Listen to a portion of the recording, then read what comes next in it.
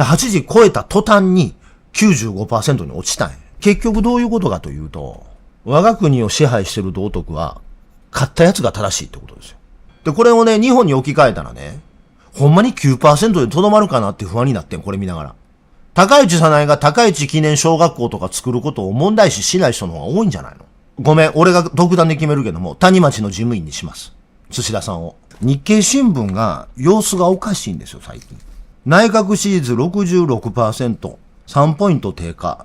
経済界は高市早苗見てると、金儲けができないって言うんです。そりゃそうでしょ。ナフサはないわ、タングステンはないわ、言うてたら、そりゃ経済界から見放されますよね。6月の1日、月曜日の朝刊チェックでございます。寝てません。なぜかと言いますとですね、7月1日にこの本が出るんですよ。限界地方政治。たくさんの予約をいただいておりまして、ありがたい限りなんですが、実を言うとですね、僕の受け持ちが2万字ぐらいなんですけど、そのうち2000字しか書いてないんですよ。まだ。こんなことがあっていいんでしょうか。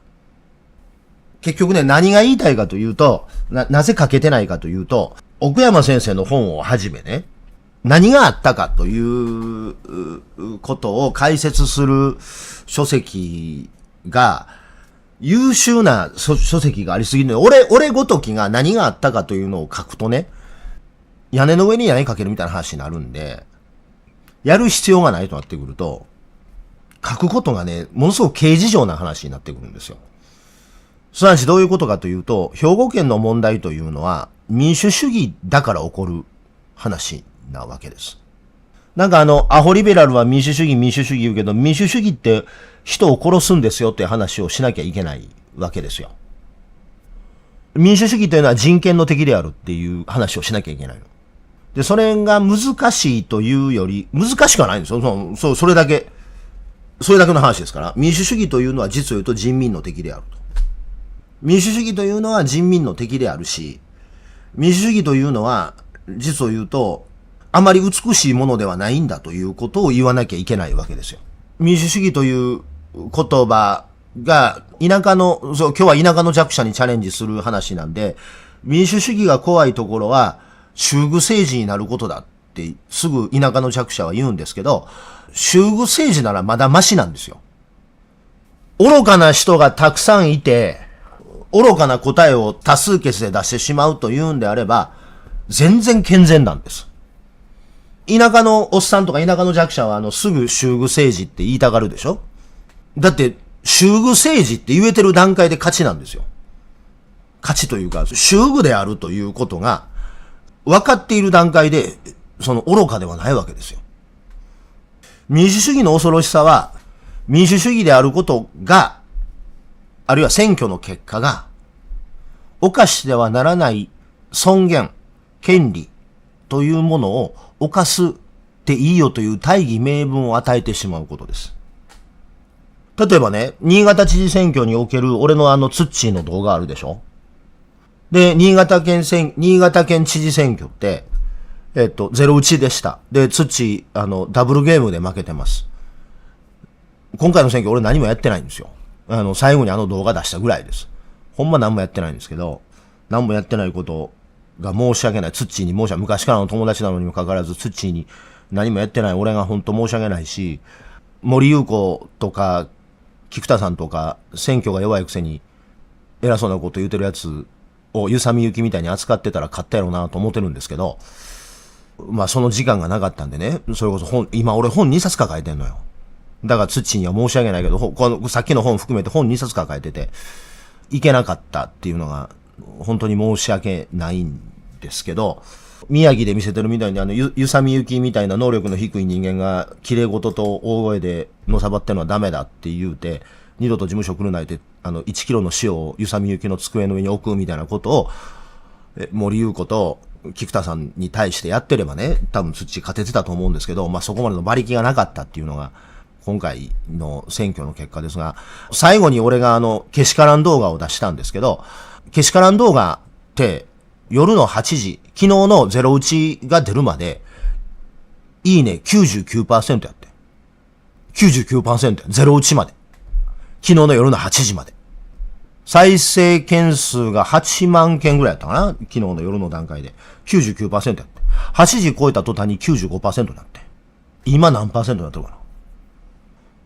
今 96.8% に持ち直してますね。俺が8時のタイミング見たときは 95% やったんですよ。95.2% やったんです。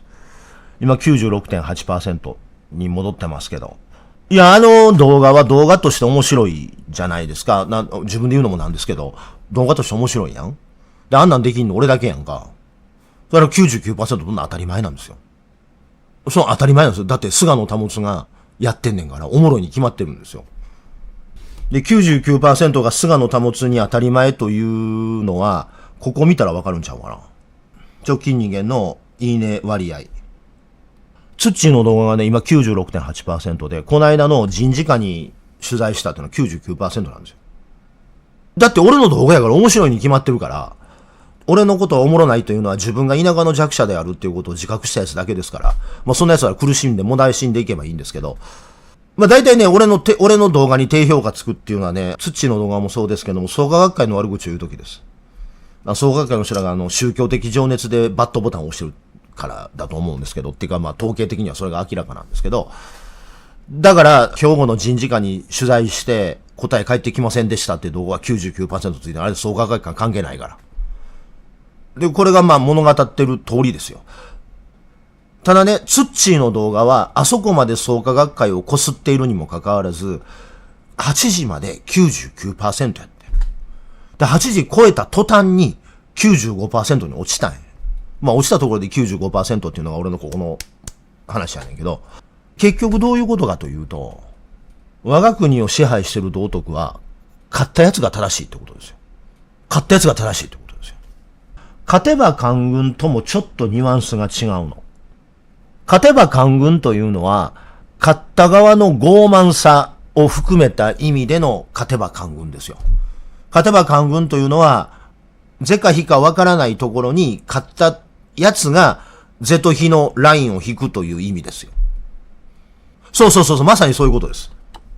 まあちょっと後でこのコメントは紹介しますけども、勝てば官軍とはちょっとニュアンスが違うのは、明らかな間違いであっても、勝った人がそれを主張していると、間違ってるってことは分かってるけども、正しいとしなければいけないみたいな。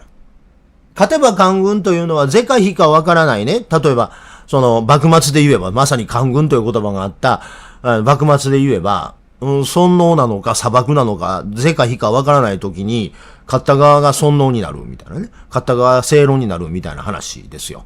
是か非か分からないけど。ただ、あからさまに間違っているということでも、勝った人が提唱していれば、それは正論になる。正しかったことだと。勝てば官軍というのは、フェルマーの定理を多数決で決めましょうみたいな話ですよ。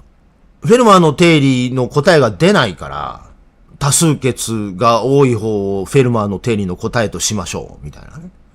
というのが、勝てば官軍という言葉だと思うんです。ただね、俺の言うてる勝ったもんが正義っていうのは、1+1 は3っていう誰が考えても間違いというのを、世の中の人が 1+1 は3って言ったら 1+1 は3なんちゃうんと思ってしまうってことです。で、兵庫で起こってることってまさにそれで、俺が本に書こうと思ってんのは、小学校、中学校の公民の時に、地方自治に関して、地方自治は民主主義のゆりかごって習わへんかった？ゆりかごは民主主義やから世の中おかしなんねんけど、って思うんやけど。民主主義はダメになるんですよ。で、民主主義は無責任を生むんです。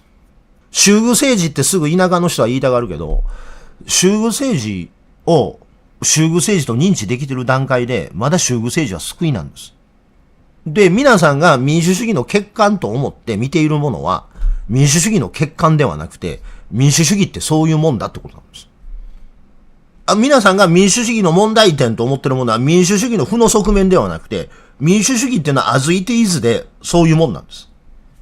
で、そういうものなのにもかかわらず、それに期待をかけているから、裏切られたとか言うてるわけですよ。裏切ってないんですよ。民主主義は民主主義という答え出してるんです。もともと民主主義というのはやばいもんなんです。危ないんですよ、民主主義っていうのは。その危ない化け物みたいな民主主義をどう投与するかということを、リベラリズムというのは考えてるわけ。だから、フェデラリストの第10章ですよ。250年前のこの議論です。フェデラリストの第10章の議論ですよ。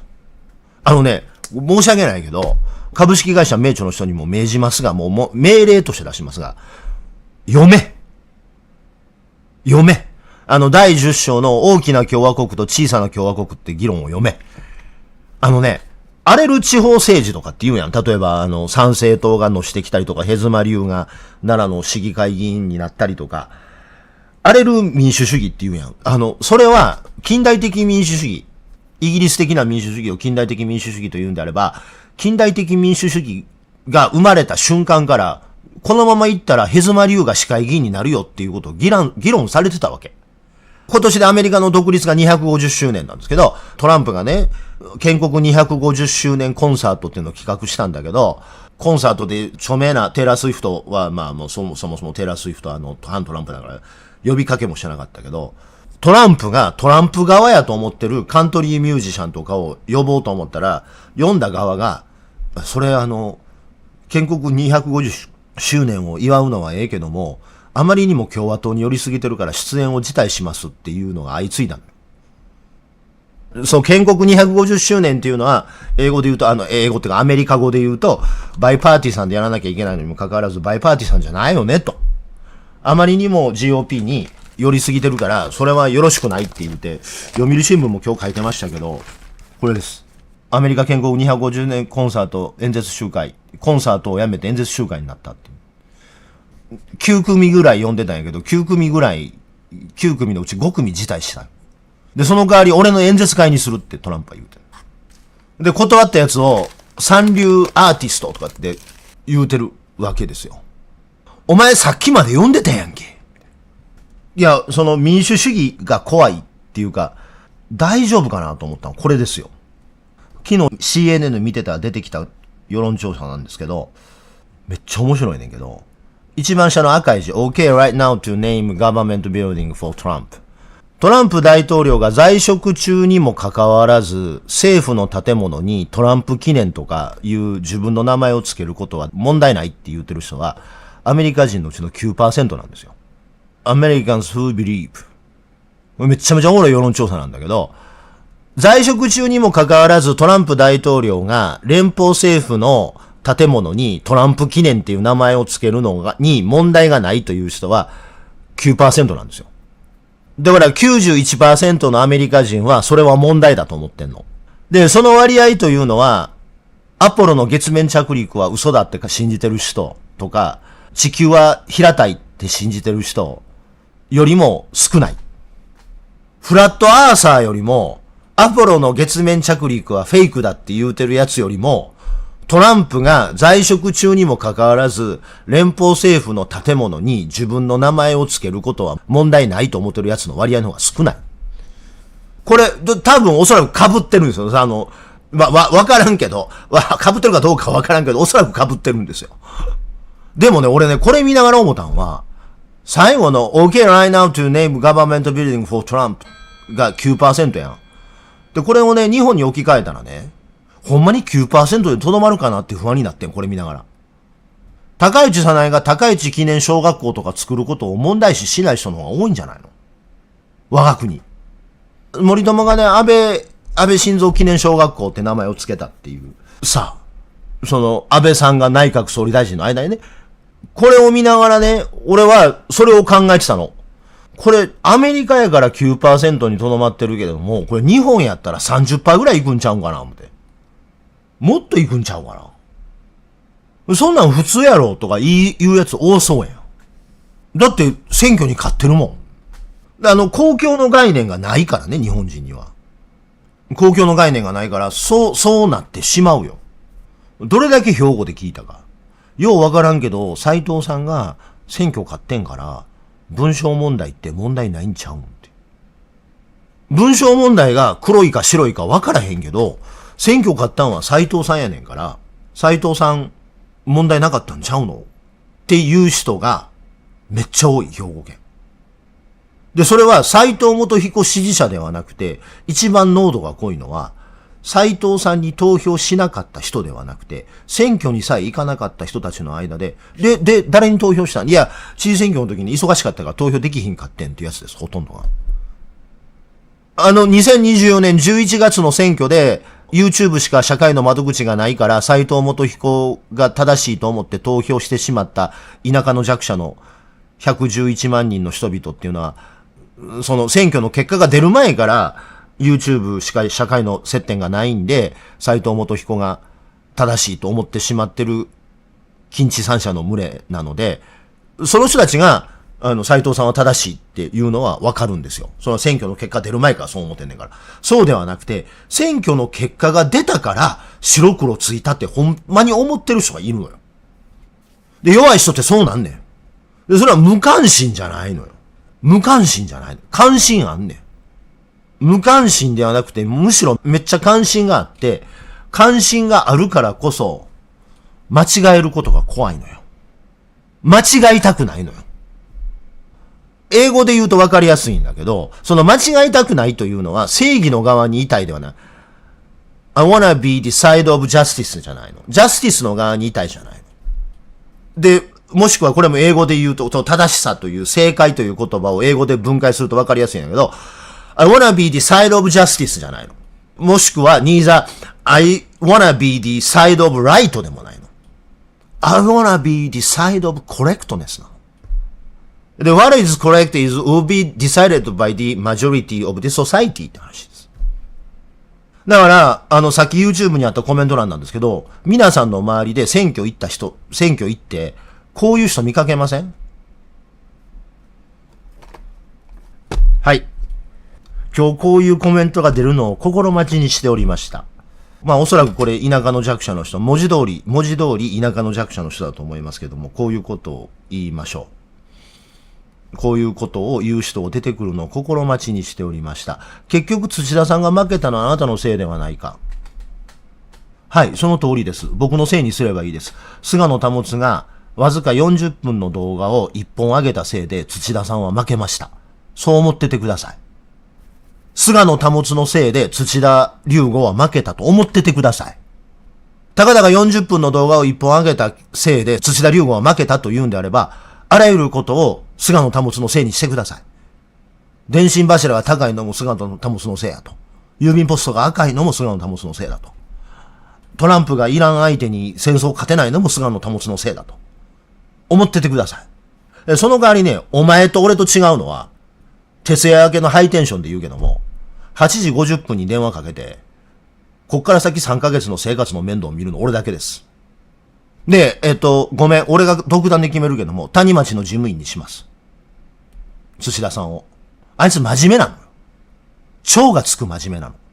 もう隠しててもしゃないから、あいつめっちゃ仕事できんねん。The group I belong to のグループの中で、あいつ一番仕事できんねん。で、まあどっちにしても、こういう田舎の弱者と違って、ごめん、お前と俺と違うのよ。で、まあ正直な話すると、ツッチーの選挙で俺がやったことっていうのは3つだけです。ツッチーの選挙で俺がやったことは。40分の動画を出したこと。で、それから、選対の中で森優子の右腕みたいなことをしてる奴がおったから、そいつがあまりにも能力低かったんで、お前能力低いなっていうことを真正面から言うたこと。言うたんよ、選対に対して。まあ LINE でだけどね。直接じゃない LINE でだけど、いや、菅野保は全県一区の小選挙区で何回も選挙を勝たせてると。誰か俺と同じことをやった人、過去にやった人おるのって聞いたら、福山哲郎の選挙やりましたって答え返ってきたんよ。京都は2人複数区と1人区は選挙の様態が違うという話をしてるにもかかわらず、知事は1人、京都は2人。参議院の選挙っていうのは残酷でね、2人区と複数区、東京みたいな複数区は、アホでも選挙通るんですよ。だって絶対得票率 3% でも国会議員になれるのが東京の参議院選挙区ですからね。気違いであればあるほど東京の参議院選挙区は通りやすいんです。絶対得票率で 3% でも国会議員になれるんです。それが6人も7人も参議院選挙に出れる定数がある参議院東京選挙区の問題点。まあ大阪もそうですけど。でも、田舎の都道府県に行くと、宮城、岩手、鳥取、島根、高知、徳島というところは、全県で小選挙区なの。鳥取、島根、高知、徳島言うたら、2県で、2県で1人だけなの。で、同じ参議院選挙でも、意味合いというかゲームのルールが違うの分かる？複数区と一人区って。もうそれね、相撲とサッカーぐらいゲームのルール違うのよ。で、衆議院の先生方は衆議院大変、それは衆議院の選挙大変なんですよ。衆議院の選挙大変なんだけど、物理的な面積、新潟ですよ。ね。山形県の県境と富山県の県境の距離考えてみよう。で、そっからたった一人を選ぶというのが知事選挙です。で、それは参議院選挙と一緒。その距離でたった一人を選ぶんです。で、そのゲームのルールと、京都の参議院選挙みたいに二人いるっていうゲームのルールは根底から違うの。なんかゲームのルールが違うって聞いたら、軟式テニスと公式テニスのルールの違いぐらいに思ってるかもわからんけど、違う。もっとルール違う。相撲とサッカーぐらい違う。で、俺はもう、土に、ほんま俺が事務所行って、ゆさみゆきみたいな森優子とか、菊田真紀子とかを蹴り飛ばしたら、ゆさみゆきにしたようにね、おそらく勝ててたんだけど、俺ちょっと本2冊抱えててちょっと無理だったからいけなかったんだけど、やったことは3つです、俺がやったことは。まず1つは、さっき言った40分の動画、けしからん動画出したことと、戦隊で仕切ってるアホがアホすぎるんでアホやって言ったことと、あともう1つは、あまりにもスーツがダサかったんで、スーツを作らしに行きました。で、その3つだけで、結局土田さんが負けたあなたのせいではないかって言われるんだったら、はい、そうですね、僕のせいにしてください。その代わり、今日以降の土田龍吾の行く末をギャランティーしたの俺だけです。こう言うてる奴は土田龍吾の人生をギャランティーしてないです。ギャランドゥしてどうすんねん。こう胸毛生やしてないです。ギャランドゥじゃない。ギャランティー言うてん。悔しいけれど、お前に夢中。何の話をして。花住さんの自信はどこから来ていたのか、負ける雰囲気全然だから、そりゃそうでしょ。創価学会ついてんねんから。新潟知事選花住氏参戦。自民、国民民主両党のほか、日本維新の会と公明党の県組織が花住氏を支援って書いてあるよ。で、何しか土田はあいつは仕事ができるので、俺が属してるグループの中で最も仕事ができる男なので、今空いたんで土田がね、谷町で回収します。今日ね、俺、実は言うと夕べ寝てないんですよ。仕事が立て込んでて。なので、普段よりも早く新聞読み始めたんですけど、読む記事ないんです。大の大人が15分使って語るべき話が本当にないんです。で、唯一、おっと思って目を引いたのは日経新聞です。何かというと内容ではないんですけど、日経新聞が様子がおかしいんですよ、最近。もっと言うと日経新聞と読売新聞の様子がおかしいんです。内閣支持率 66%、3ポイント低下。常に言うてますけども、日経新聞言うのは、ちょっと大きすぎんな。一面のここが、霞が関の役所及び、東証プライム上場の大手企業の提灯記事が載るところなんですね。だから一面トップ、日経新聞に関して言えば、一面トップというのは意味があんまりないんですよ。重要ニュースだから一面トップに載るんではなくて、日経新聞は企業の宣伝記事を一面トップに載せるんです。なので、いわゆる他の新聞でいう一面型っていうのが一面トップのつもりで載せてるんですね。で、今日の一面型、日経新聞にとっての一面トップは、内閣支持率が 66% になって3ポイント低下したっていうのが一面トップ扱いなんですよ。でもね、これね、よう読んだらわかるんですけど、まだ 66% あって低下した言うても3ポイントしか低下してへんのですよ。おかしない？誤差じゃん。3ポイントの差なんて、こんなん誤差やん。それを一面トップに持ってきて、うわー下がったって日経新聞が騒いでるわけですよ。様子おかしいでしょ、これ。ネトウヨの皆さんの想像とは違って、大手の新聞の論調から言うと、基本的に読売新聞と日経新聞が最もアンチ高市です。日経新聞、金儲けの邪魔や思ってるんですよね、高市さないのこと。さっき冒頭言いましたように日経新聞というのは一面のここがね、一面のこっちが政府の提灯記事なんで、経済界の言うことだけ聞いてるんですよ、日経新聞っていうのは。だから安倍晋三の時はもう日経新聞はずっと安倍万歳やったんです。安倍晋三ついてたらお金儲けできるから。でも経済界は高市早苗見てると金儲けができないって言うんです。だってそりゃそうだよ。高市早苗資本主義の敵やもん。